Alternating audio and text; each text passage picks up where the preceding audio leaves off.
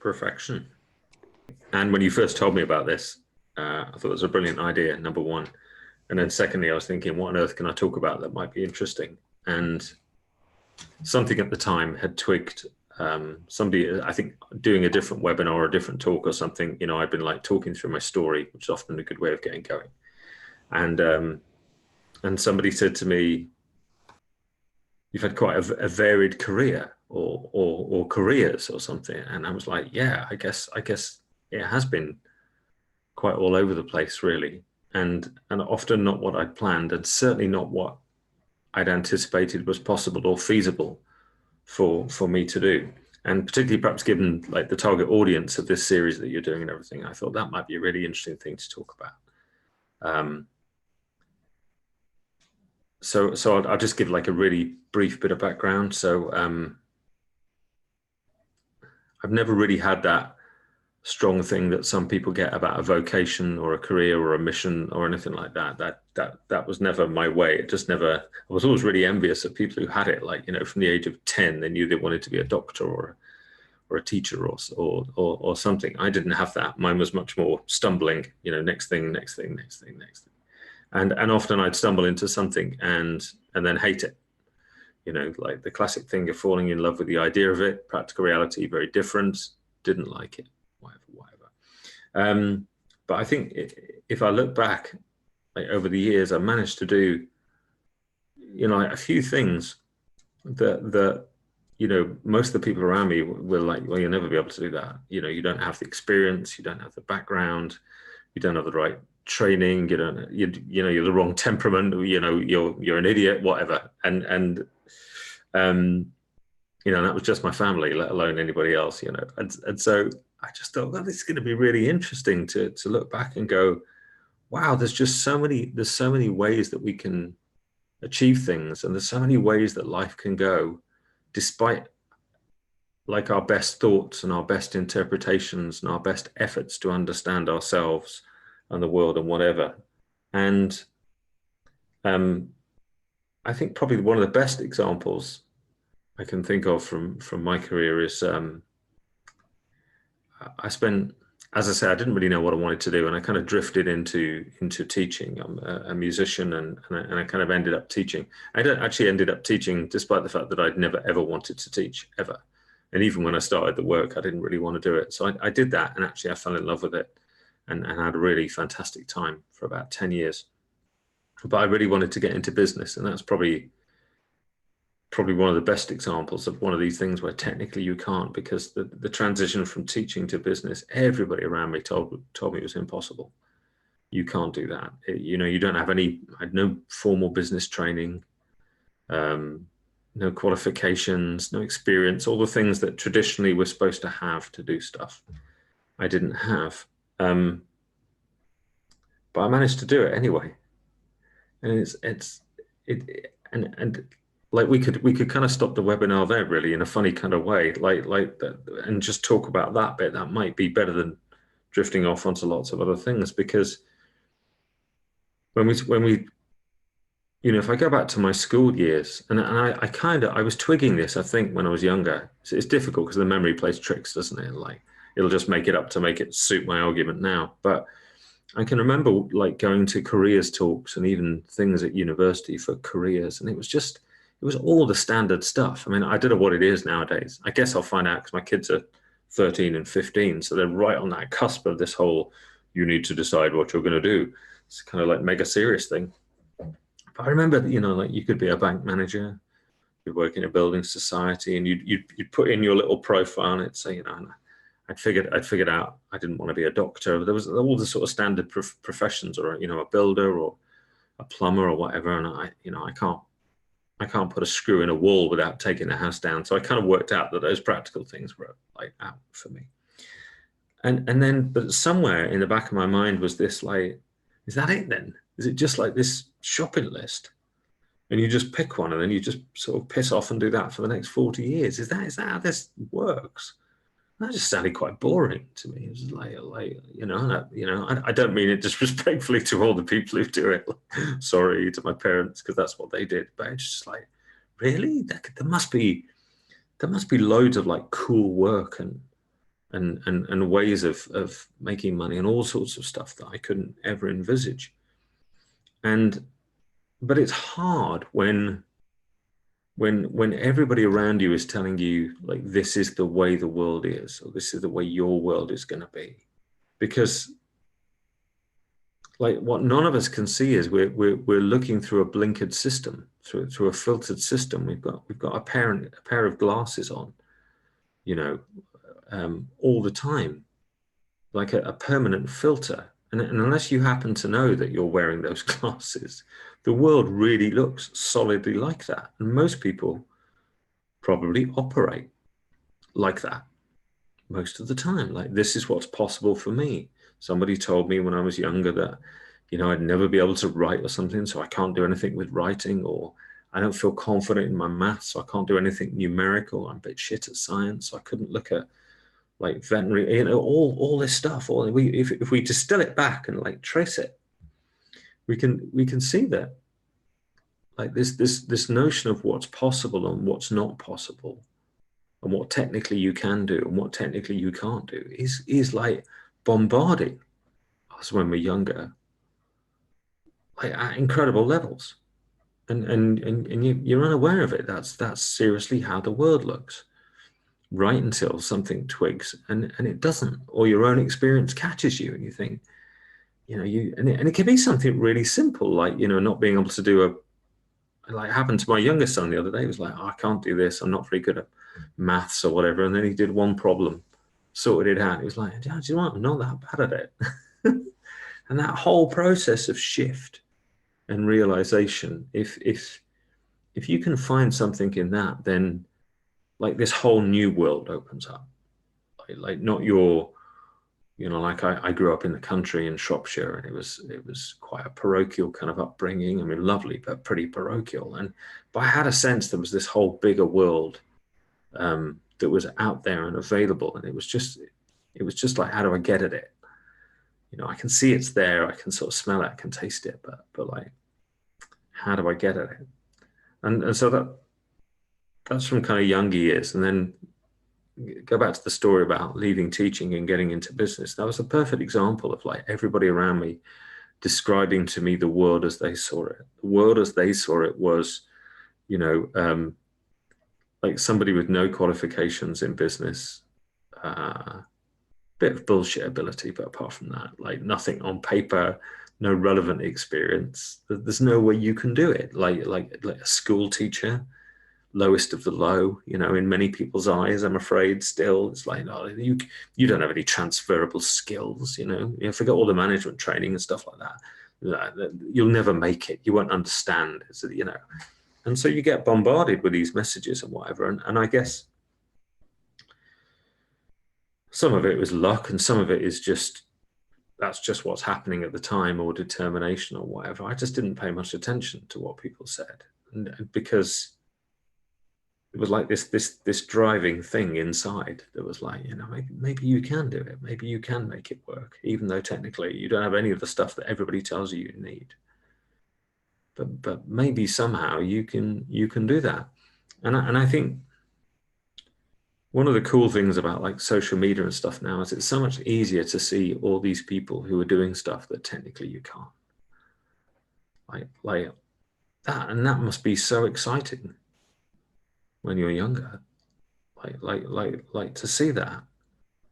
And I just wonder whether for younger people that those messages of, no, you can't do this, you don't have the right qualifications, or you won't get this in your exams, or this or that or the other. I wonder whether that's still as hard and fast as it was like however long ago it was, 35, 40 years, since I was playing that game.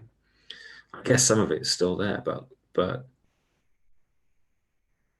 there's so much potential beyond the potential we see, because the potential we see is only based on our current experience, the people around us, our ideas, our thinking, and that's really narrow. Like it's not even this big. And then even if we borrow all the good ideas of everybody else, right, that still doesn't narrow the slit that far. There's then this whole world of like stuff that no one's found yet, ways of looking at things, discoveries. ideas, and that just blows my mind as being what potential really is.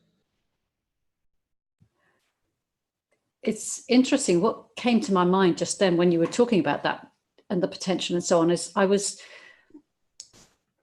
listening to someone that I know who is running a YouTube channel, and we're learning how to make successful YouTube channels and how people are making lots of money and getting lots of people to watch and so on. And still, the thought that he was listening to was that there are so many other people. He's got a passion, right? He's got a passion, a thing that he really wants to share with people, that is something that's made a really big difference in his life. And when he looks at the other channels that are doing that, there are a lot of people who are already very successful sharing a very similar story. And so he's listening to thinking that's saying, oh, yeah, but I can't do as well as them. There's already people out there doing that. And so and yet the people who are successful in it just don't listen to those thoughts. They just do it anyway. I mean, there's plenty of people who do the same thing as plenty of bloggers, for example, and there's hundreds, millions, thousands at least bloggers out there. And yet because it's not about, in that instance, excuse me, in that instance, it's not about the particular topic. It's about your story, you as the individual. But if you're listening to, oh no, I can't do that, it's interesting, isn't it? There's so much opportunity, like you said, and you still listen to thoughts that say, yeah, completely. That's so, particularly in the content world, that's so true. It's like, look how many specialists there are talking about business or mindset or, any of what we're trying to talk about this evening. And you're right, that sort of nagging doubt comes in of like, well, who listened to me anyway? Like what possible value could I give to someone? What? And so there is that sort of like, I guess, innocently self-imposed pressure of like having to be, like superhuman, or everybody on social media should be as prolific as Gary Vaynerchuk, or whatever. And it's like, no, we've got a Gary. Actually, we don't particularly need another Gary, right? But somebody might really need an Anne. They might really, that might be the voice that penetrates. That might be where the lid comes off, and change occurs, and someone's life can turn around in all sorts of ways. And you're right, when we're suckered into that like comparison chamber of oh, I can't because they've got this, that, and the other. And of course, it's like it's a bit of a twisted paradox, isn't it? Because the one thing you can't really ever see is your own value. That's the thing that's hidden from you. It's like you can't see at all that. And so then when people go, oh, when you said that, when you told that story, that was so helpful to me, and you're like, really? I just thought I was rambling crap, to be brutally honest. In my head, the story was, oh, this is embarrassing. I should think of something. I should have been better prepared. That's the story that's going around in your head. But from the other person's perspective, they're like, oh my God, like, yeah, that's what it was like for me. And I hadn't thought of it like that.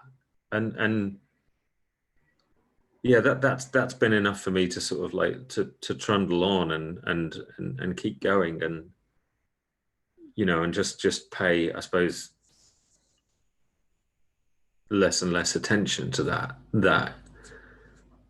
negative dialogue that can sort of set in and chivvy away at your confidence and whatever.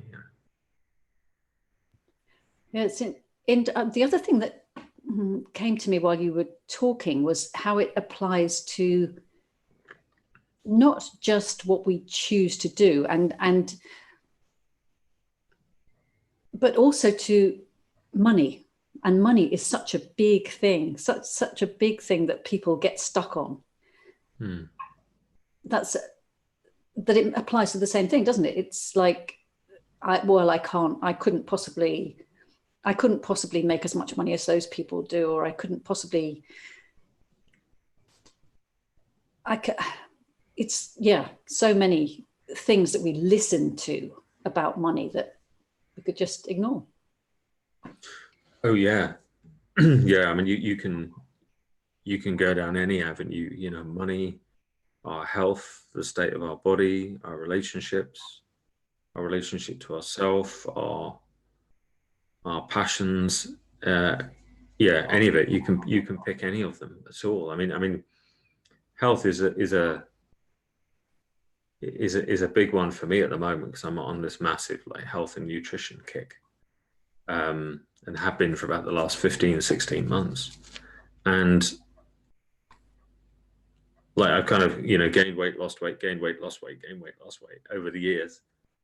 But I've never really, like the casual thought has been there. I wonder what you could do if you really knuckle down to it and clean and exercise like really regularly and got really good help. I wonder what you could do. That fleeting thought has come in and out over the years, but I've sort of just like, until about 9 weeks ago, when I suddenly thought, oh, do you know what, sod it. I'm going to give it a whirl. I'm going to see what I can do. If I get like really, really good help and I stick at it and whatever. And I'm training about 10 sessions a week at the moment, across 5 days, 6 days. And it's fascinating. Like the body is doing things that I would never have imagined were possible, particularly at, you know, 52. There's no way. I thought I could do it. So like, and a lot of what I didn't think was possible, I wasn't even aware that I thought was possible. Didn't think was possible. It's like hidden. It's coming out in behavior, but it's like subconscious. It's hidden. So that's amazing. So you're right. Money. Oh God, yeah. That's another area for people. You know, what they can achieve in their careers, whether they can be promoted, whether they could start their own business. You pick any of them, and the sort of demon negative thinker is there rearing its head all the time. You know? But once you kind of twig it, like once you're onto that game and you're just like, well, hang on, I managed to do that, and I managed to do that. What? You know, if I keep going, like, well, what else could I do then? And there's just a few nuggets of things over the years that have been just helpful to me, you know, like not taking those negative thoughts so seriously. I never found a way to stop them. I don't pay that much attention to it, you know, which has helped, because trying to stop it, I tried to stop it for a long time, you know, or control it, or make a negative positive, or all the other kind of things. It's just like that just basically just used to piss me off. Like, it would make it worse. So I don't do any of those things anymore. It's just like, oh, it's that again. And then quite quickly attention moves to something else. It's just like, wow. It makes no more sense to me anymore, and you know, than obsessing about the rain. I mean, the rain can be irritating at times, but it's an ecosystem. You get rain in the ecosystem, and I guess something about the mind, it's like an ecosystem, I guess, and you get that other voice. You know, I mean, on occasions it's quite useful, actually. You know, you probably don't want to cross the road now, Dave, has been helpful on occasions, actually. Or I wouldn't overtake on that corner, right? Like, really, I wouldn't. Or don't park there. There's bound to be a traffic warden. Oh yeah, there's the traffic warden. You know, so it's not all bad, but yeah.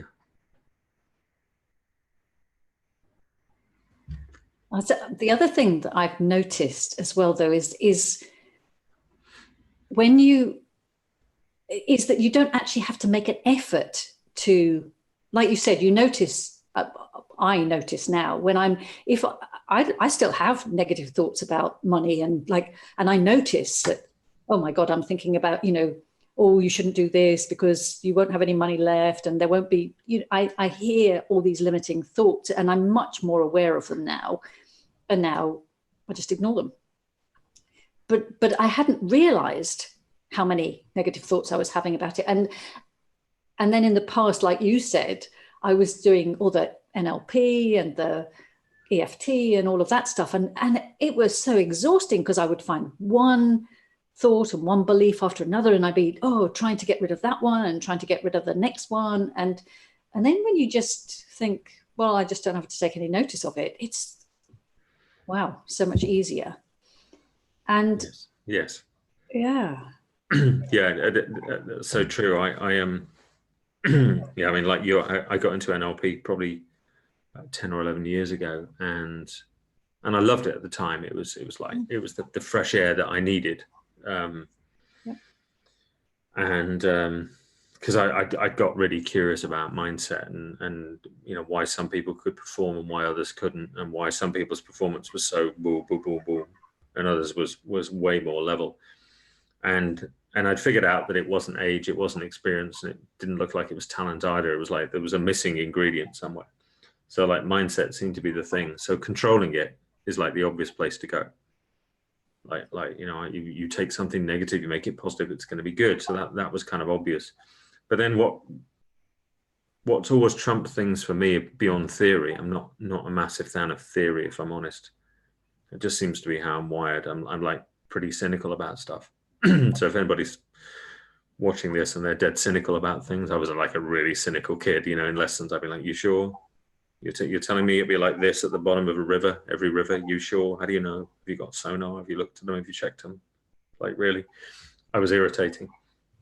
And so what struck me with some of these, like the neuroscience stuff, was like there was people who were like really brilliant, like technically brilliant, some of my mentors and teachers and whatever, but they still got pissed off, or were down, or like were shitting themselves just before they'd go and speak. And I'm like, well, hang on, you lot are like the best on the planet, and you're still having a hard time?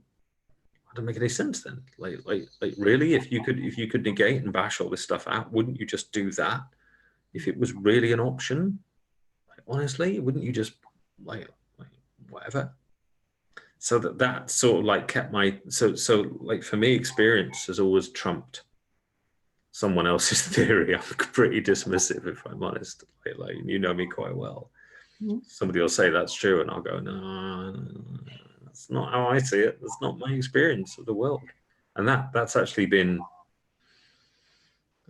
far more help to me than it has hindrance. I mean, it means I annoy people, but like I'm okay with that, because it's stopped me getting suckered into, like belief patterns, like someone else's new good theory, good ideas, whatever, when you can see blatantly, like everybody gets a bit down. Yep. Some people get really quite down. Like that looks normal to me. I know that's not a very maybe even politically correct thing to say currently, but it's like, that looks normal. Like, but at the moment, a lot of people are obsessing over it. It's like, well, I'm yet to meet. I meet some people who are more cheery than others, but it's all within a pretty broad spectrum. So I think we have to be so careful of buying into, of like handing our own power away to someone else's great concept or great idea. It's like, well, what's your experience? Mm-hmm. And that really helped me with this. Like, well, can I succeed then? Like, I know technically everybody's telling me I can't, but if I don't pay so much attention to what they're telling me, and I'm willing to do the work and learn and screw up and pick up and go again, have I got a chance then? Because I only want a chance. That's all I need. I don't need much to give it a whirl. And actually, that's been such a blessing. That's been so helpful.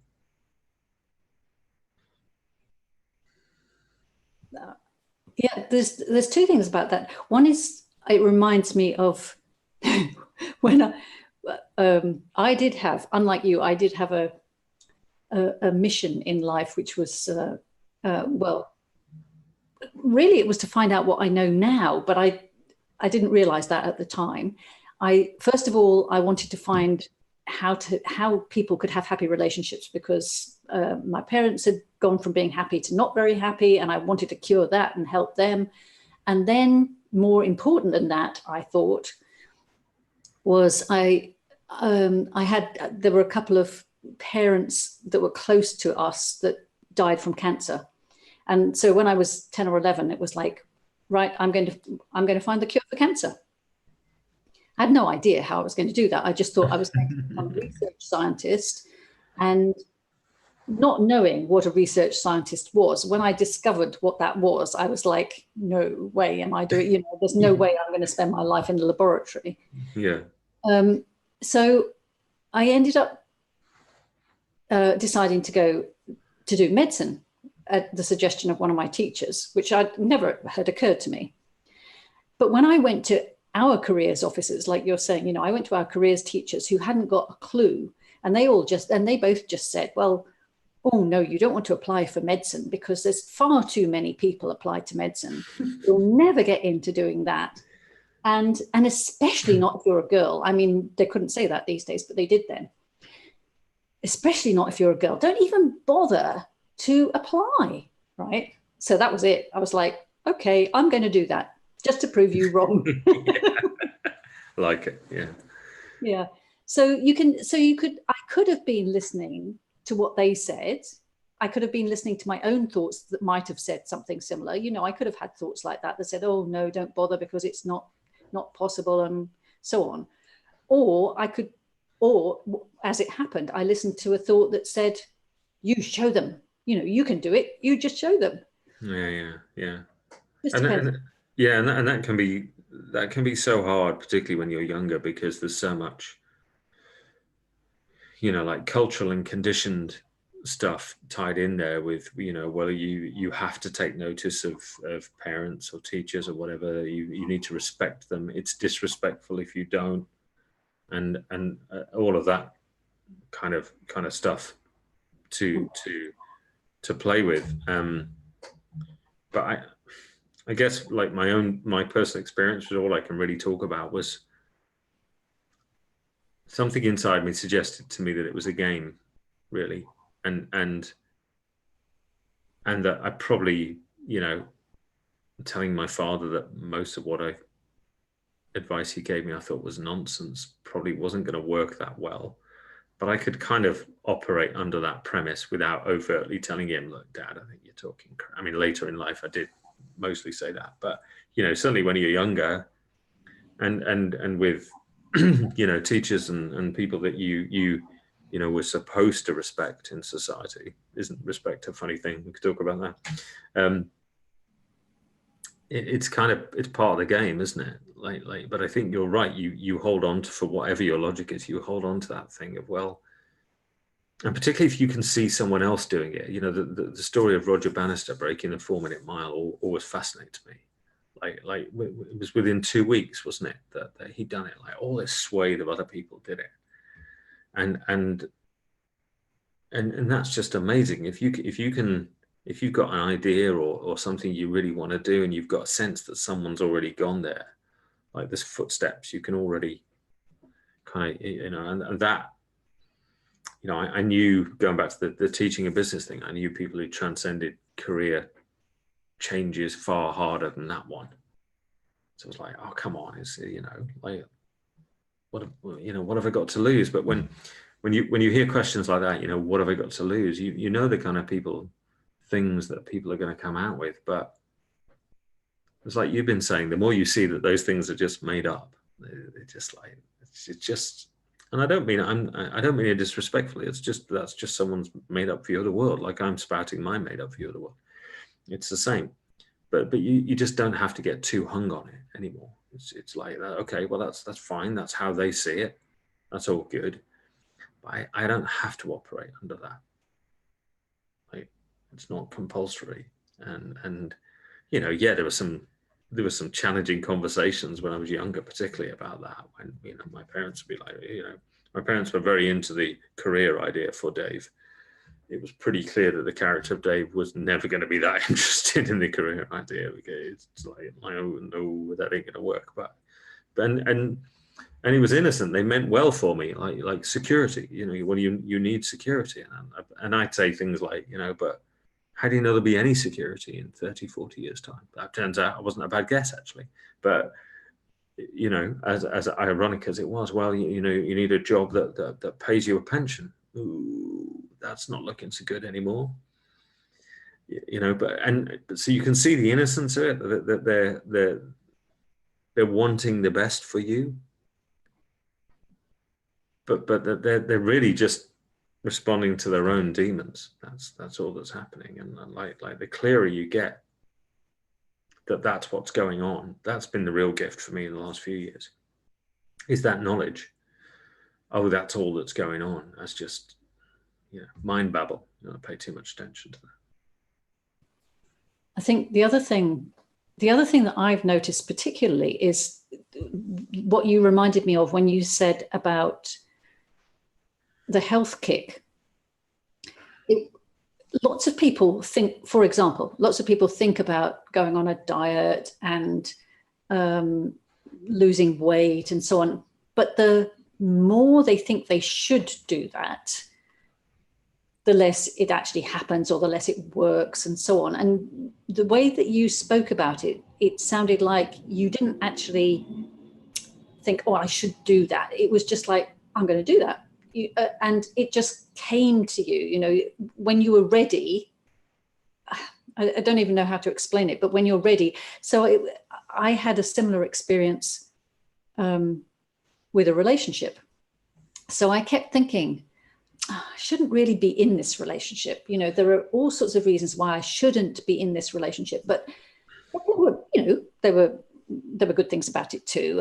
And so I kept staying in it. And then one day I just finished it, you know, without even thinking about it. And I was like, oh my goodness. It wasn't, whenever I kept thinking, I shouldn't do this and I shouldn't do that and I really should get out of this. No, didn't get anywhere with it. And then suddenly one day something happened and I was like, right, that's it.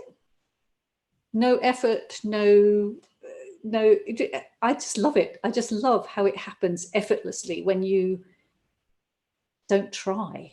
I don't know how to. Yes, it's so true, isn't it? Like, and I think one of the things we miss is that the trying is really just the thinking. You know, it's endlessly ruminating over things and whatever. And then, you know, what we'd call effortless is just that point at which that stops and doing starts. You know, and like with my clients nowadays in you know, in my coaching practice, we only focus on what they're doing. That's it. Like, and for some of them, that's quite unusual because they've come through traditions of talking a lot about how they're feeling or whatever, and I'm like, you're gonna have good days and shit days, so that's that covered off. Okay, good. Now what you doing? And some days we get on the camera and it'll be like oh whatever, and I'm like, oh cool. And other days I'll be like, yeah, go me, and everything in between. It's like, well, that's what it's going to be like, you know. And you get 12 people in a room. Like, is that your experience of life? Oh, it is. Cool. Is that yours? Yeah, it is. Cool. Is that yours? Yeah, it is. Good. Okay, so we've all covered that off then. So my suggestion is then we'll leave that alone, because that looks how it is to me. And the more I've seen that that's how it is, like, it's back to the rain thing. Like, I know it rains, so I don't bother about the rain so much. I just grab a Mac and, like, you know, whatever, and put that on if that's necessary. But this endlessly obsessing over how we feel and trying to get to a particular feeling state, or a particular way of looking at the world even, or a particular understanding of how something works. It's like, well, my understanding of everything shifts moment to moment. Some days I feel like Aristotle, other days I feel like La, you know, and everything in between. Like, there are times when I was like with my email this morning, thickest moment ever, right? I guess if anybody's sort of like under 19, they probably won't know what email is, but, you know, whatever. It's what old people use to message each other. You know? And so there was this email that I really wanted to read yesterday, and I knew it had come into my inbox, and I know it comes in at 6 a.m. because it's on a filter thing from somebody else, on a like auto responder kind of thing. And so I'd seen that it had come in, but I didn't have time to read it at that point. And I'd gone to look for it later in the day, and it's not there. It's like I've searched it, I've looked through the trash, like, geez, what is this mad? Where is this email? I couldn't find it, so I kind of gave up. Anyway, this morning, same thing's happened. I see the emails there, 6 o'clock, like today's one. I'm like, oh, good, I'm looking forward to reading that. I'm drop the kids at school, I'm going to the gym, then I'm going to read it while I have my breakfast. So I do those things, I get to it, and lo and behold, the email's still there. Like, cool, right? And it vanishes, like, right. Like, what is this dark magic? What is occurring? What have I unleashed in the world? Is it Anne sending me a premonition message or something, like, for the talk? Like, what is going on?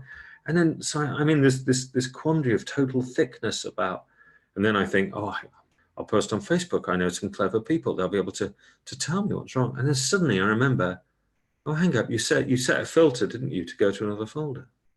And so as it was polling, each time it polled, it would move it. And so then I go down to, you know, whatever, and there's yesterday's. Like, oh, shit. You know.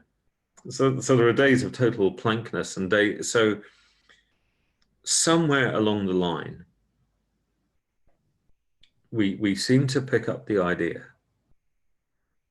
that certainty is what we're looking for. And if we can bag certainty of some form, then life will be okay. So certainty through our relationships, you know, our health, our jobs, our businesses, our understanding of the world, our spirituality, anything. Stick it, our money, our food, you stick any of them in there. If we could just get that consistent, if we could just hold it still, then finally I'll feel all right. And of course you twig that that's impossible. like all of it changes all of the time, as far as I can see. Like, that to me looks to be what the consistent thing is, that it's all changing all of the time.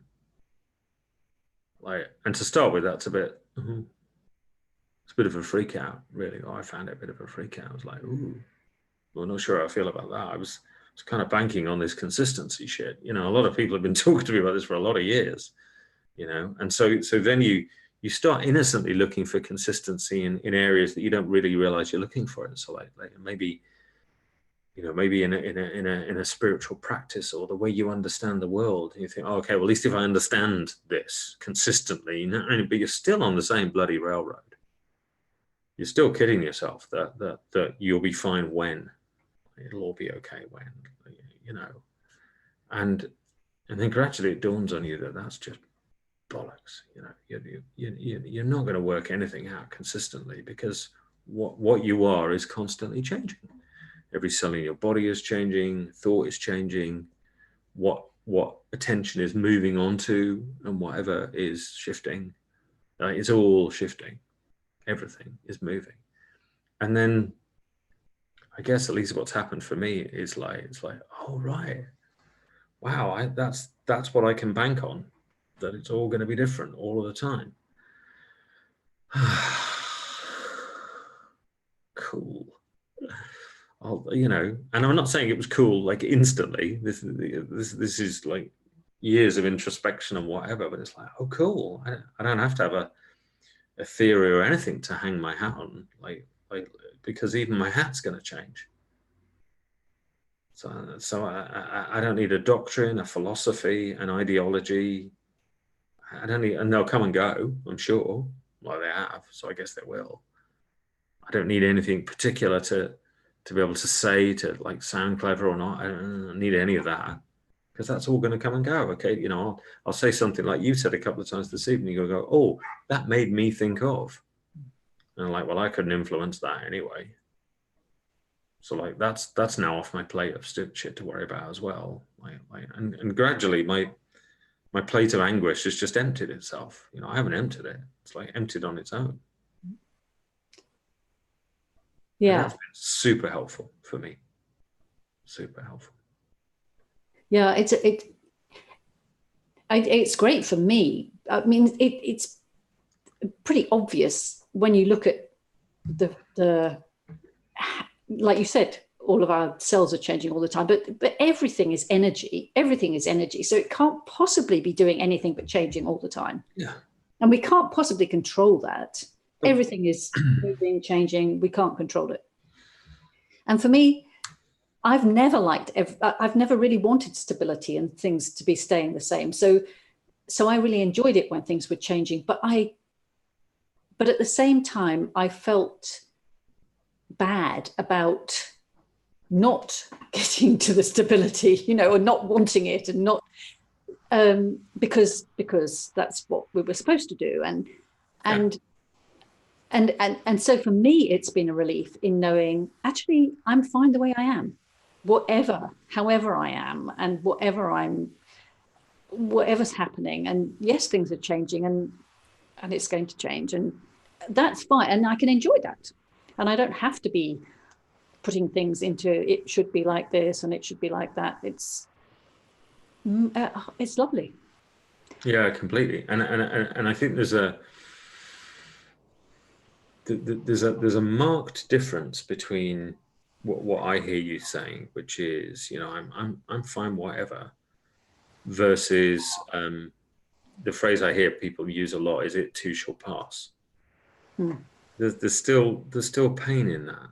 You're still under the sense of like, I shouldn't be here, I ought to be there. And like, you know, this bad mood will lift. It still implies that there's challenge, problem, etc. with that, and understandably so, because that's the majority of the messaging you're going to get from the world, you know. But if you're, you know, if life isn't looking particularly great, the idea that well, you know, there'll be a silver lining soon isn't always that helpful. No. It's like, oh shit, well, you know, well, when will I feel better then? Like shouldn't I feel better? It sort of, it contaminates the system. It breeds more restlessness. It's still saying it's not okay now. Yeah, and even phrases like, you know, other like modern personal development-y kind of phrases like, you know, it's okay not to be okay. Well, there's still a sense in there that well, that's you know, we're just dealing with it. And I think what we're starting to talk about on this call, it's interesting how we got it really, is in fact total release from that. Like total release from that. Total release from the requirement to grip onto an ideology around it or anything. Like because that's the same, it's the same virus, it's just a trendier version. It's the same problem, you know. I'm okay now that I know this. Now that I know that this is how life works, now I'm okay. And it's like, well, no, because you might wake up tomorrow and still and all that could be gone. Yep. And vanished and whatever. And that's the slippery point with this game. Is it, you know, and particularly if you hang around in communities that are very, you know, like everybody's sort of saying, no, it's like this, it's like, you know, it's like listening to your parents when you're younger. Your parents are going to tell you, and your teachers and whatever, it's like this, it's like this, it's like this. It's quite good having the bullshit deflectors going on. Are you sure about that? Doesn't look like that to me. And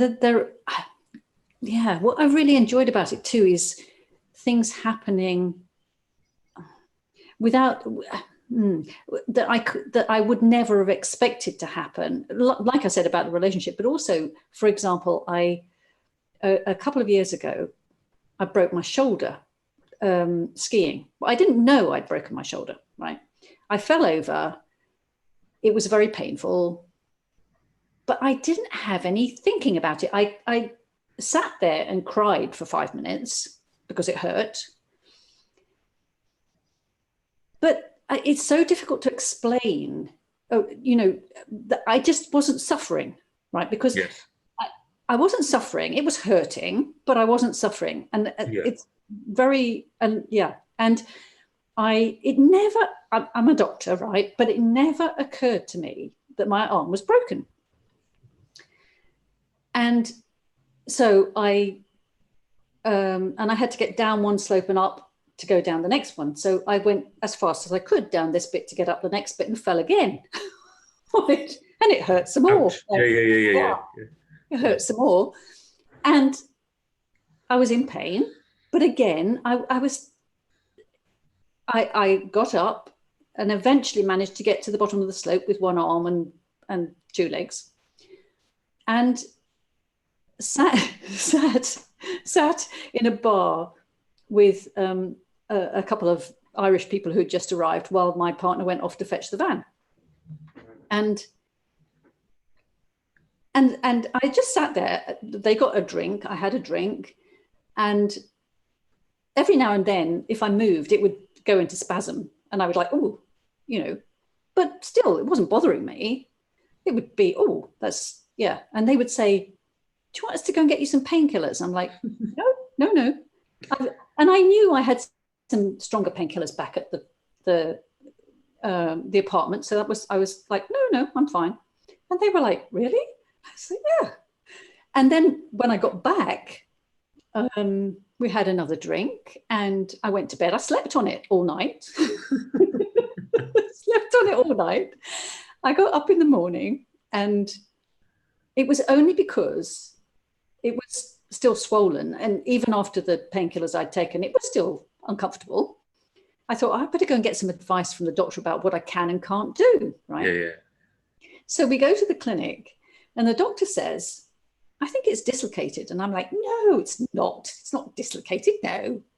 And he said, well, what do you think that lump is sticking out the front? I'm like, I don't know. And then, when he did the x-ray and put the x-ray up in front of me, it was like broken straight through here and like that. And I was like, really? I just did not. And all through the operation and everything, I just didn't suffer because like I wasn't having any. The only time I had a thought was, for English operations, you have to sign a consent form. And there you had to sign a consent form for the anesthetic as well.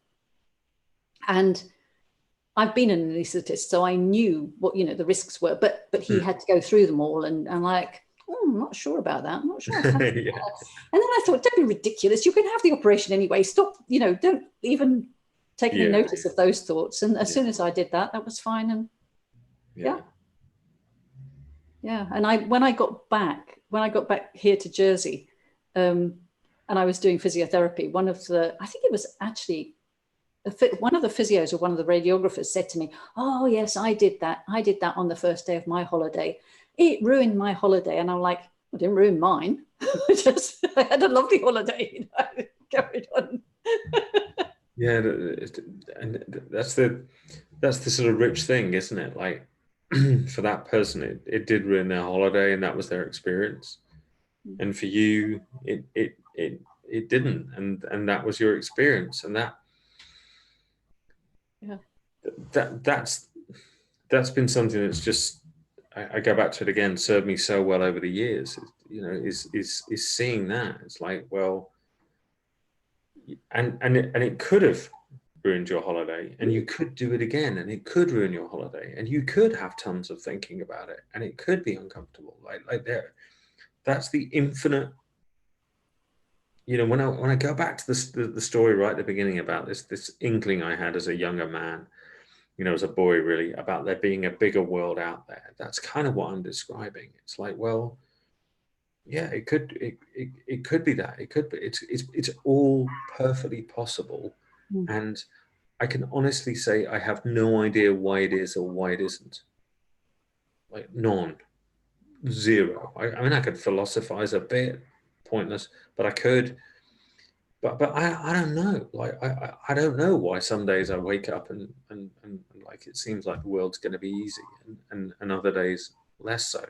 But the more that the more that sort of realization of like that's how this game is, it seems to have sunk in. Like then the less the other stuff just seems to occur. That's my experience. And what's been really interesting for me is like having used my normal strategy of like trying to understand how like the mind works or how life works, which is to go at it like I'm doing with my training, like read everything, whatever. I just stopped doing that at some point a while ago. I can't remember what it was. And somebody commented on it to me recently, and I went, yeah, it strikes me nowadays that getting insight into like how life works, let's call it that for the sake of it, is like antibiotics. But the habit of many communities and the personal development sort of industry is that, having been prescribed antibiotics by, you know, whatever, the universe, life, your true self, or whatever you want to call it, that there's this whole group of people who are compelled to keep reading the label about antibiotics, in the hope that if you read the label and the instructions and the implications of what might happen enough, it will change the speed at which the antibiotics sort out the system. And you know, when it came to me in those terms, it was like, oh my God, yeah. So like a sage like Sydney Banks, when he said to people, you know, go home and forget about it, I imagine he knew that's why. It'd be like, you really don't want to give this stuff too much thought. Like, it'll bonk your head over if you do.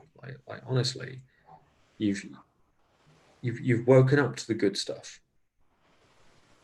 Now just let it take its course, because it's like you said a number of times this evening on the call. You know, like you'd think, I should end this relationship. Should I end this relationship? Oh, bugger! I just ended it. Yeah. And so it's the same. It's like it kind of doesn't matter what you think. Life's gonna life, regardless. And the true proof of that really is the end point. Like this body is going to shut down within a heartbeat, or rather without one, at some point. Like, you know, who knows? It's just going to do it. And that's the degree to which this randomness exists. Like all of it. And I know, to start with, if someone's listening to this, they might think either this sounds bonkers or like the scariest thing ever. But it's weird that after a while, there's the most enormous release of suffering, like you said about your shoulder, in here. Because all of that expectation and that noise about how it ought to be and whatever, you realize it never was like that, never can be, and never will be. But in the meantime, it's kind of fun to piss around with it a bit and see what can happen and what you can do, and butt up against it and fall out and do all of that. That's, you know, because you're going to be doing that anyway.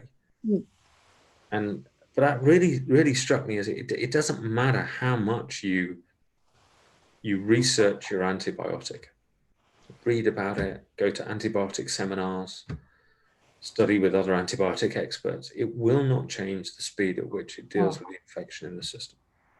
That's down to the system and the antibiotics, and that, I'm afraid, is out of your control. I mean, nothing you can do about that. Yeah. It's when I started all of last year, I didn't have anything specific to do, and there was this thought that kept coming now and then to say, oh, you should be doing something, right? You should be doing something. Yeah, but what? You know, there's nothing I feel like. Well, it's not true that I wasn't doing something, of course, because you're always doing something. And I was really enjoying gardening. And I actually managed to build a hugel mound. You know, it's like it did big. Oh, yeah, I remember the picture of that. Amazing. Yeah.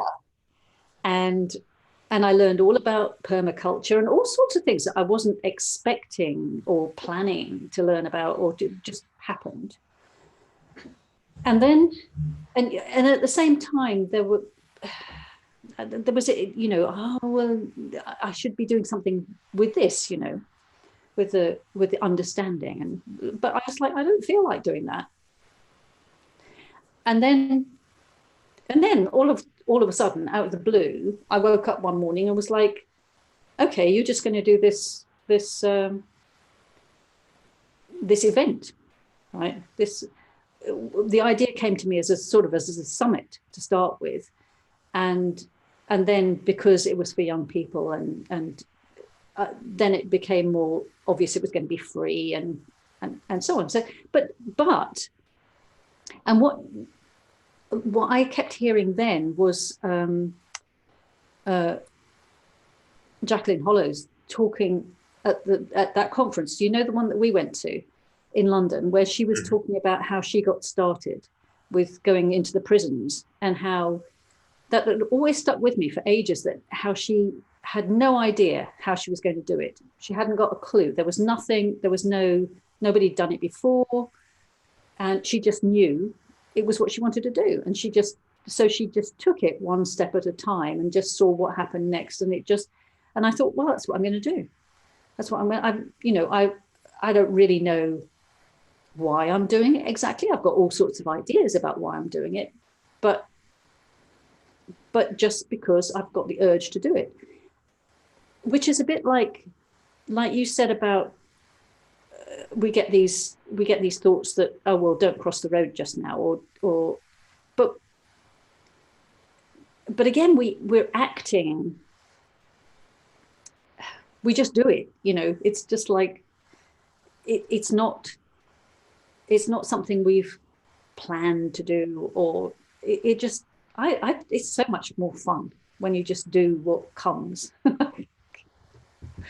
I don't think I'm making any sense at all, but it. No, it is, and I think, like if you think back to when you were younger, it's exactly how you were living.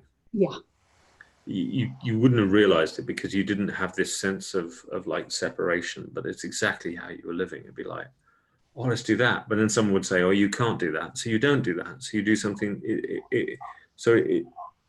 It would all be in there. The whole wash of everything of life would be encompassed in how you're doing. Like you'd be upset, you'd be happy, you'd get told off, you'd be praised, you'd get really told off, you'd cry, everything was in there. And then somewhere along the line, we lose sight of that, and then we start to say, well, it shouldn't be like that. We shouldn't feel down or whatever, or we shouldn't be angry. These are things that shouldn't happen and whatever. And we've forgotten, we've lost sight of the total normality of all of it. So we start treating it like it's not normal, and then start using this thinking power to theorize and whatever. And it's interesting. For many years, I told the story of how I first came across the principles and whatever. And it was essentially because I couldn't really work out why I wasn't happier. Like that was, a lot of cool stuff going on in my life, but it was like, I'm quite miserable. Like, what's that all about? Now, interestingly, when I spoke to somebody about it, what they said was, oh, I can tell you why that is, and gave me a theorem, which got me on the journey it did. But it's perfectly plausible, and I'm going to go out on a limb and even suggest it might have been more helpful if they'd have lovingly put their arm around me and went, yeah, some days it's like that. And it would have rested there, because we can, because of this sort of whatever this like wild thinking power that we all seem to have is, it can send us on these goose chases, where not goose chases, but these theorem searches, where we then come up with all these good ideas and ideology, and then try and convince ourselves that that's right, and that's now why we feel the way we do, and we can't see, we're just sort of building a new prison, really. And a new place to, or a new altar to kind of worship, and like we're really in the same trap. And it's not really that true to those early kind of inklings when you're young of really knowing the freedom of freedom. That's kind of got to wake up again. That like when you become aware of being aware, when freedom like starts to recognize itself, then that requirement for what got you there or what you think is providing this is just part of the other made up tapestry and drops off.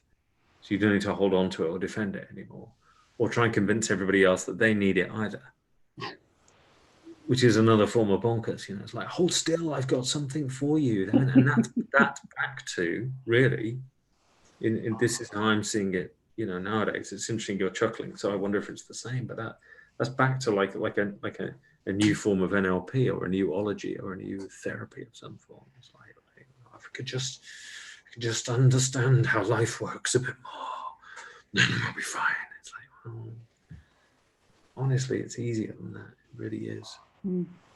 Much, much simpler. If you're prepared to not give it a hearing, just see it for what it is. Yeah. I don't think I've ever told you how I came across the principles. I was I'd be interested. It's just very funny. I had basically got through all of my money. I packed in my medical practice and my therapy practices and things because I didn't really believe I had the answers, and felt like I was conning people in a way, even though I was, they liked it, but there we are. And so I tried to set up an internet business, but I didn't really have anything that I believed in. And, so I lost all my money doing that. Got nothing left, basically. No home, no money, nothing. And I was like, what am I going to do now? And I was at that time still into NLP and positive thinking and really trying my hardest to think positively and manifest money and manifest all this, which I actually did some, but I understand that differently now. But then what happened was that my mother, who had been very well, really, up till that point, both my parents were very well. My mother developed cancer, and I had done a lot of looking after people with alternative cures for cancer. I was a very holistic and alternative doctor, and had supported a lot of people with alternative treatments, but most of them involved fairly strict diets, and I knew that there was no way my mother was going to do that. So I actually found her again through, well, what am I going to do? And then out of the blue, this thing turned up. This method that I'd never heard of turned up, and it really worked, or something really worked. For the next 6 months, the doctors had told her there was no hope, and her tumours all went away. Right, that was the first. But then they started to come back. Out of the blue, they started to come back, and I was in complete panic. And my first reaction when she told me was, "Oh my goodness, I've got to do something. I've got to find a cure for her. I can't let my father suffer through losing her. I can't let her suffer," and so on and so on. Because I had always, up until that point, felt responsible for my parents my whole life, right? But then, through all of that noise and then me thinking, oh no, I mustn't think negative about this, because if I think negative, that will have an even worse effect on her, and so on and so on. And still, through all of that, I heard, go and sit down somewhere quiet, somewhere nice, and sit down quiet and just ask for guidance, right? Fine. So I did that. So I got in my little van, went up to the North Coast, sat somewhere beautiful, asked for guidance. And the next thing was that my experience was of having a sort of a download into my brain. So like being told, I didn't really hear a voice or anything, but I was told to repeat these 3 phrases. And these 3 phrases were, don't let this go, don't let it fade, just trust.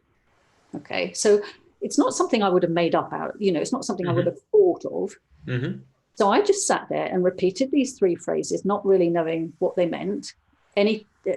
but I knew that they were about any uncomfortable thoughts or any uncomfortable feelings I had.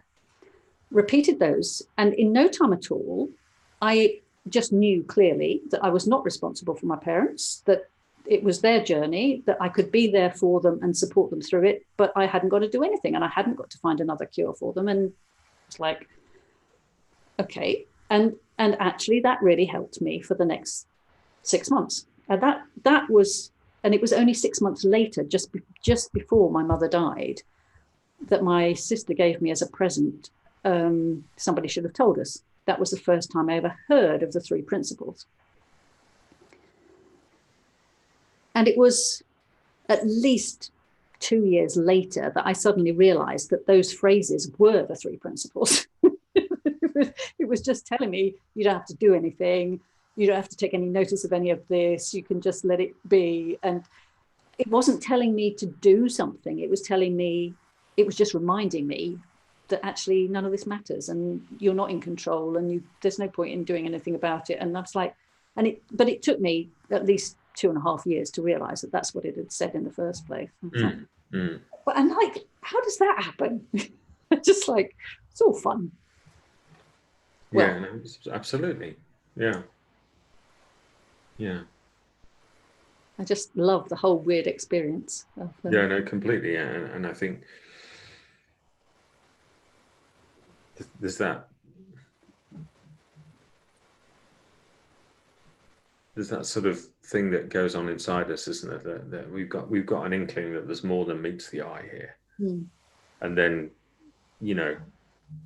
quite obviously we get fixated on what those things might be, like the objects within the giant mystery, and then we'll be compelled by certain objects, shinier than others, and go, oh, it's this one. This is, like at the time, for me, it was like NLP. Now I've got it, and then it was like, oh, it's the principles. Now I've got it. And then it was non-duality. Now it's clearer. Suddenly you realize you're just playing the same game over and over and over and over again, and you're running the same track, and it's like, oh, okay, yeah. The way I see it really is it's like we're living in a virtual reality game, and there are different levels. It's like, that's so, we just think we've got it, and then there's another level that we haven't seen before, and it's yeah, that's right, yeah, and then eventually you kind of almost get into like level-less free play mode, where it's you're not,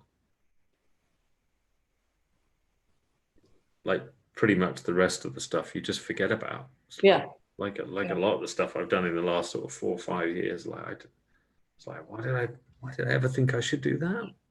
I don't know, never mind, whatever. Oh, time to go to the gym, like it's, or like if you're younger, be like, oh, time to hand my project in, or time to, and that's much more, I think if we drop the doctrines, the theories, the ideologies, the worshipping and the altars that we've created innocently without realizing it, and we just start to get honest about experience, like just what's going on for us, and you just start sharing that like with people, you'll find that your experience of life is pretty much, particularly if you can like weed some of the content out, it's like pretty much like everybody's good bits, bad bits, really crap bits, really cool bits. Will this ever end bits? How can I make it go on for longer bits? It's like, so it's just all of it. And that's what it seems. And as much as we love this idea of there being a particular theory or an ideology or one way, and if we can just convince everybody that that's true, but that's just like, that's what humans do, isn't it? It's like, we do. I have vague flashbacks to being quite young, like 4 or 5 years old, and trying to convince everybody to play the same game as me. Like, because you found this game and you just want everybody to play the game. That's just like one of those things. But you translate that like 40 odd years later, and everybody's trying to convince everybody of one thing. Like, oh, it's just one thing. It's like, well, no, that's just what you played when you were 4. Just chill. Don't worry about it. Honestly. and it's, to me, it's much more interesting like trying to work within the world where you know that like pretty much nobody's going to agree with you. Like I was talking to our local MP as a cabinet minister, and I said to him the other day, what's it like trying to work in a world where you've worked out that you can't agree then, you know, because like a lot of politics is about shifting the balance from one place to another and everybody agreeing on that. Well, what happens when it's genuinely like this then? When you can't do that, it's like, well, no, we don't agree. Okay, cool. Now how are you going to work then? Well, we're going to try and get everybody to agree. Well, no, you've just figured out you can't do that. So now how are you going to work? And it's like, oh, so that to me is like what's far more interesting than trying to convince everybody that a particular philosophy, theory, or doctrine is the solution. It's like, well, it doesn't look like it is so far in history, so I'm doubting that it's going to be again. I'm going back to experience. Like experience doesn't show that ideology works very well.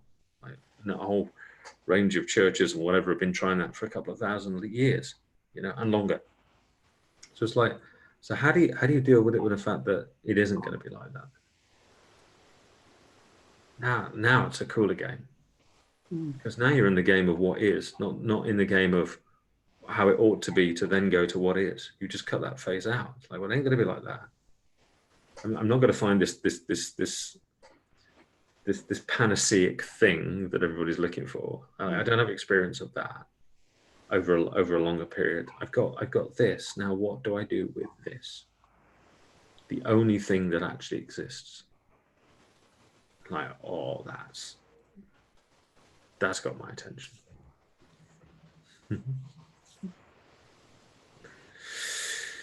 So I'm just, there don't seem to be any, we have got people listening in, but no questions. Anyone have any? They're probably wondering what they're talking about. I think so. Seriously, how wide has this conversation gone? But if there are any questions, love questions. It's all good. I think they're keeping very quiet. Anyone want to say anything? Anyone want to come in even and speak to Dave?